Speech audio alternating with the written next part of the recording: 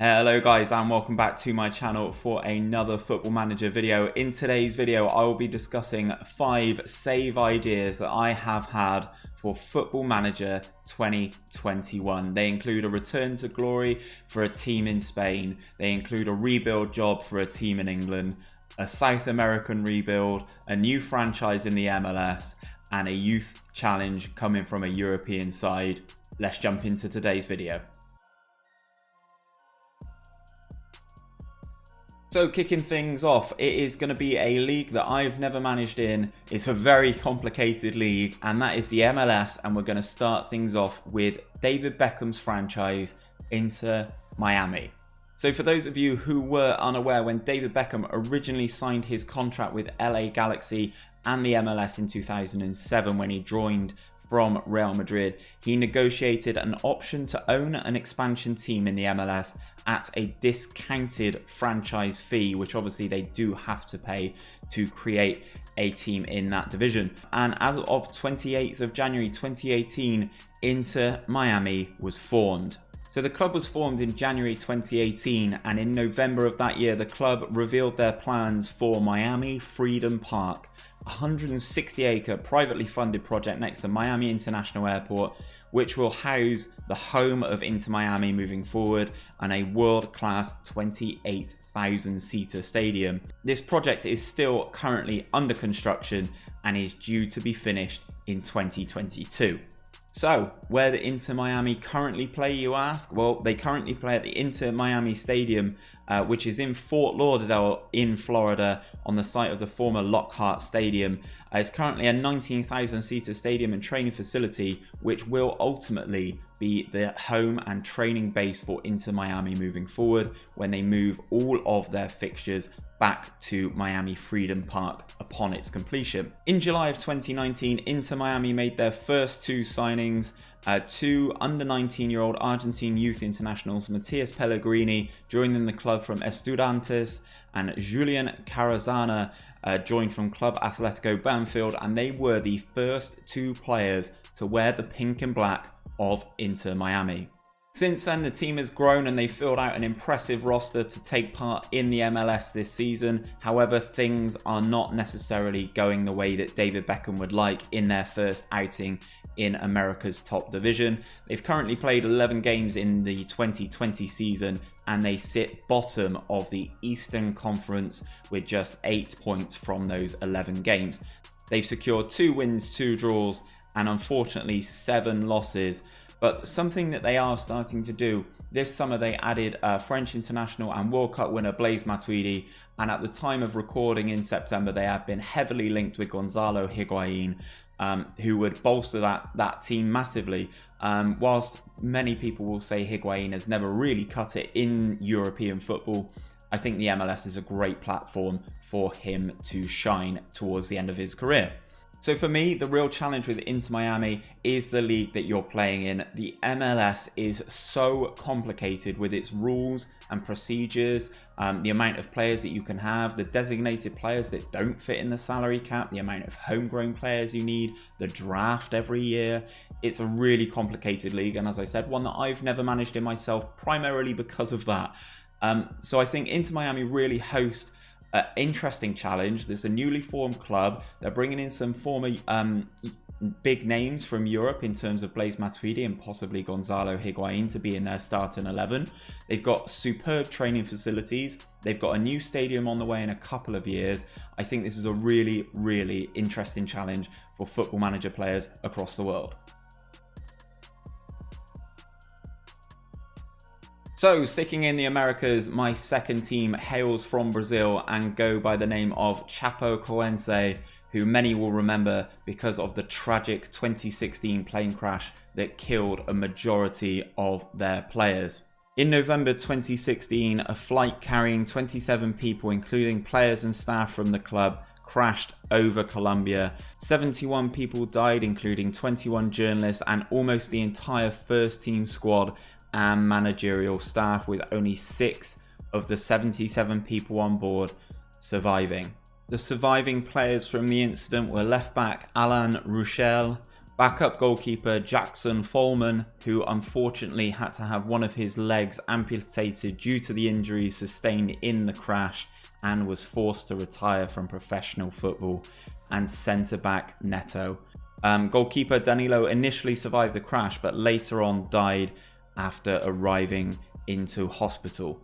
Due to the crash, the 2016 Copa Sudamerica final, which the team were travelling to play in, was suspended indefinitely, and their opponents Atlético Nacional offered to concede the tie to allow Chapecoense to be awarded the title. Following the incident, other Brazilian clubs offered to loan out players to Chapecoense for free and sent a request to the Brazilian FA stating that the club should be immune from relegation for 3 years. Chapecoense, however, rejected this assistance, stated that they wanted to rebuild the club properly. With a squad built up of mainly loan players, free signings and promoted youth players, the team continued to battle in Serie A until unfortunately in 2019, almost 3 years to the day from the devastating plane crash, they suffered relegation from Serie A with a 1-0 loss to Botafogo. Now plying their trade in the Brasileiro Serie B, Chapecoense currently reside in the top 4 spots that would see them return to the top flight of football in Brazil. So this is where the challenge comes in for Football Manager players, as this club are on the heels of a massive tragedy. It's a massive rebuilding job. They are applying their trade in the 2nd division of Brazil and obviously trying to get back to where they were in terms of the Copa Sudamerica final in 2016. This is a heartfelt tragedy that hit people all across the world, professional footballers and football supporters alike. This is a massive challenge for a big club in Brazil, and I think one that many Football Manager fans would like to do to restore this club to where they were in 2016. So moving closer to home, if you are looking for a domestic challenge in the English leagues, then look no further than Wigan Athletic. Following a 12-point deduction imposed by the EFL for entering administration, Wigan were relegated on the final day of the championship season last year. This is despite their unbelievable form since returning to action since lockdown. Things went from bad to worse for Wigan, as on the 4th of August the club's relegation was confirmed, and that was swiftly followed by the resignation of then manager Paul Cook. A whirlwind of a summer transfer window happened, as no fewer than 18 players have left the club this summer, some including higher profile names like Joe Williams, who's joined Bristol City, Josh Windass, who's gone to Sheffield Wednesday, Jamal Lowe, who's joined Swansea City, Cedric Kipri, who's joined Premier League West Brom, Antoine Robinson, who's joined Fulham, and then Kiefer Moore, who's joined Championship rivals Cardiff. On the other side of that coin, due to their financial restrictions, they have seen an influx of players from the club's under 18s and under 23s to make up their starting 11. At the time of recording, Wigan have already kicked off their 2020-2021 season in Sky Bet League One with a loss to Ipswich Town, with new manager John Sheridan at the helm. However, before the season did kick off, it was discussed at an EFL meeting whether Wigan would be allowed to start the season despite being ownerless. So the former FA Cup winners posed an interesting challenge to domestic managers in the UK, and that is a total rebuilding job on a zero budget. Having entered administration, they have to rebuild in League One. It's going to be a tough season, relying on a lot of their under 23s and under 18s players. It's going to be a tough season in League One. Do you want to take on the challenge of rebuilding Wigan Athletic to their former glory?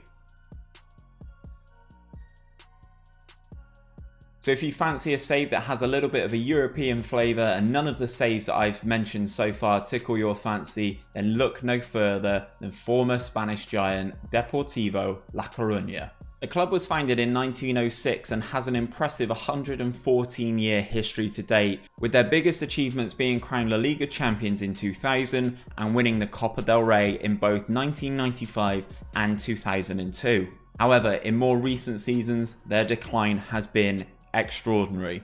Contributing factors to this include poor player recruitment and a series of disjointed managerial appointments from the club that eventually led to their relegation from La Liga at the end of the 2017-2018 season, following a 4-2 defeat at home to Barcelona, which saw Barcelona lift the La Liga title. The following season, the club played in the Segunda division in Spain, where they finished 6th and qualified for the promotion playoffs. However, Deportivo lost their playoff game to Mallorca and remained in the Segunda division. In the following campaign though, things went from bad to worse for Deportivo as they were relegated once more, falling down into the Segunda B for the first time in 39 years. Deportivo have a rich history of playing in the Champions League and other European competitions, and the closest they got to lifting the trophy was in the 2003-2004 season, where they were defeated 1-0 on aggregate in the semi-finals by Jose Mourinho's Porto.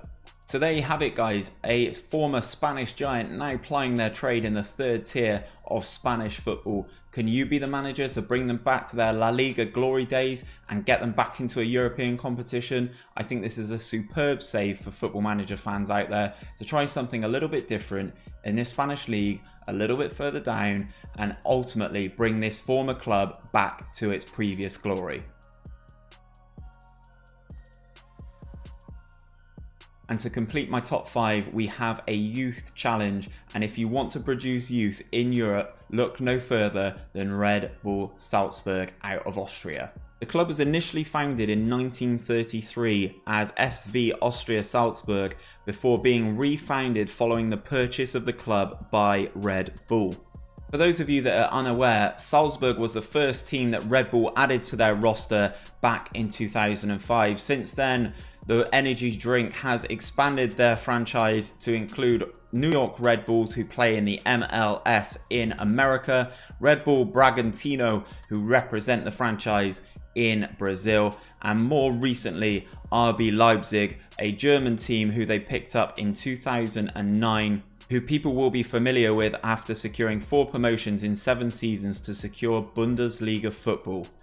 Following the takeover from Red Bull, the club completely rebranded. Red Bull changed the club's name, management and staff, declaring the club was a new club with no history. Red Bull initially claimed on the club website that the club was founded in 2005, but was ordered to remove this claim by the Austrian Football Association. The traditional supporters tried to resist the radical changes and form their own movement in order to regain some of the tradition. Several fan clubs throughout Europe voiced their support in what they saw as a fight against the growing commercialization of football. However, after 5 months of protests and talks between the club's owners and traditional fans, no compromise was reached. Salzburg have a rich history in the Austrian Bundesliga, winning the title 14 times, but most impressively, securing the crown for the previous 7 seasons. One of the potential reasons for these years of success is their superb recruitment and unbelievable facilities. In the years from 2013 to 2019, Salzburg have amassed over 300 million euros from transfers, which includes players such as Sadio Mane, Minamino, Naby Keita, Dayot Upamecano, Hans Wolf, and most recently, Norwegian striker Erling Haaland. Whilst it's been a case of domestic dominance for Salzburg in the Austrian league, the dominance of European competition has yet to happen.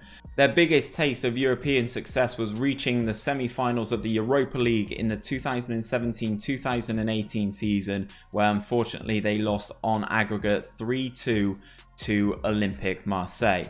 So here you have a club with a smaller budget but an unbelievable facility set that will enable you to bring in some unbelievable players. As I mentioned, the likes of Mane, Upamecano, Naby Keita that have come through the club, including players like Haaland as well.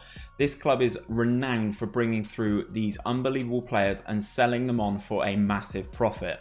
So if you are looking for a youth challenge and developing your own club and building on their successes in the Austrian Bundesliga and trying to take them to the next level for European competition, this is a save for you.